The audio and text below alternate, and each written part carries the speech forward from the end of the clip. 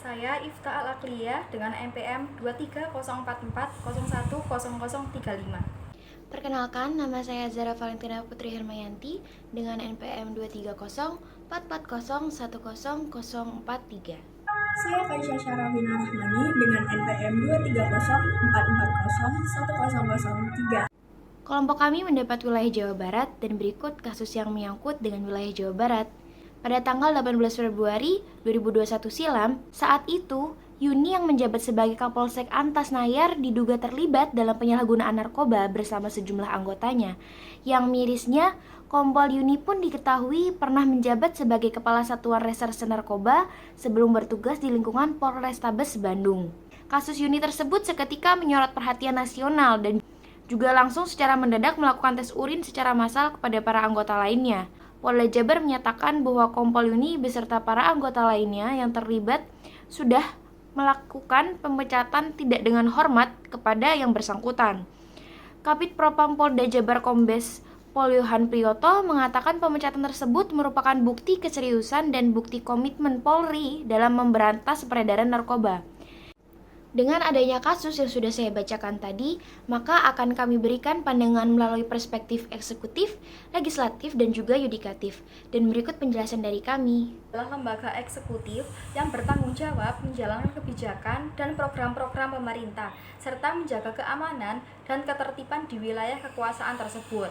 Terkait dengan kasus Kapolsek wanita yang terlibat narkoba di Bandung, lembaga eksekutif mengambil peran dengan melakukan pencegahan terhadap penyebaran narkoba yang dapat dilakukan dengan cara yang pertama, melakukan kerjasama dengan pihak yang berwenang untuk melakukan penyuluhan tentang bahaya narkoba atau melakukan razia dadakan secara rutin. Yang kedua, dengan melakukan program pembinaan dengan tujuan meningkatkan peranan dan kegiatan masyarakat agar kelompok masyarakat lebih sejahtera dan tidak berpikir untuk memperoleh kebahagiaan dengan menggunakan narkoba. Yang ketiga, melakukan program kuratif, yaitu program pemulihan atau pengobatan untuk menyembuhkan ketergantungan pemakai narkoba. Yang keempat, dengan cara melakukan program represif yang ditujukan untuk menindak para produsen, bandar, pengedar, bahkan pemakai narkoba secara hukum dengan mengawasi dan mengendalikan produksi maupun distribusi narkoba. Jika berbicara mengenai sisi dari legislatif, maka tentunya kita tidak akan asing mendengar kata legislatif maupun legislator, yang mana arti dari kalimat ini adalah perancang, pembuat, ataupun perumus undang-undang. Tugas lainnya adalah mereka juga membuat kebijakan-kebijakan yang mana nantinya kebijakan ini akan diterapkan dan dilakukan oleh seluruh masyarakat Indonesia. Dari fungsi ini, yang akan menjalankan ialah MPR, DPR, dan DPD, yang mana di dalamnya ada partai politik yang bisa membantu lembaga ini menjalankan tugasnya. Nah, jika kita membahas dengan kasus tersebut, maka kira-kira apa sih yang bisa dilakukan oleh pihak legislatif? Dengan adanya kasus dari unit tersebut, masyarakat akan berpikir bahwa abdi negara yang seharusnya menjadi badan pertama mereka, badan perlindungan mereka, tapi kenapa kok justru mereka yang melakukan hal tersebut? Pihak legislatif ini memperkuat undang-undang dasar yang dibuat dan adanya pembentukan perbedaan, yaitu antara kesalahan yang dibuat masyarakat dan juga kesalahan yang dibikin oleh abdi negara ini. Sudah tahu juga harus ada penyamarataan tentang hukum pidana yang ada juga, dan itu urusannya akan dipegang oleh KUHP.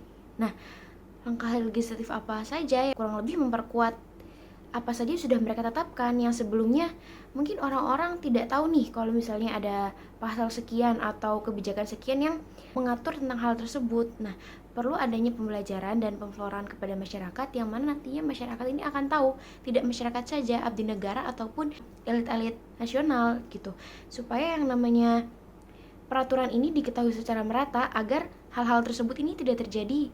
Karena untuk pengeksekusian, legislatif tidak memiliki wewenang. Jadi yang legislatif hanya bisa lakukan adalah seputar penguatan undang-undang dasar, ataupun kalau perlu melakukan perubahan kebijakan, mungkin bisa diperbarui lagi dengan kebijakan-kebijakan yang lebih baru. Mungkin itu yang bisa disampaikan dari pandangan legislatif, dan untuk pandangan-pandangan lainnya bisa disampaikan oleh rekan saya. Untuk lembaga selanjutnya, lembaga yudikatif yang dijalankan oleh Mahkamah Agung, Mahkamah Konstitusi, dan Komisi Yudisial berperan dan berwenang dalam melindungi hak-hak asasi manusia, menafsirkan serta menerapkan hukum yang berlaku, memutuskan sengketa hukum, menjatuhkan hukuman kepada yang melanggar hukum, dan melakukan pengawasan terhadap kegiatan pemerintah dan lembaga legislatif.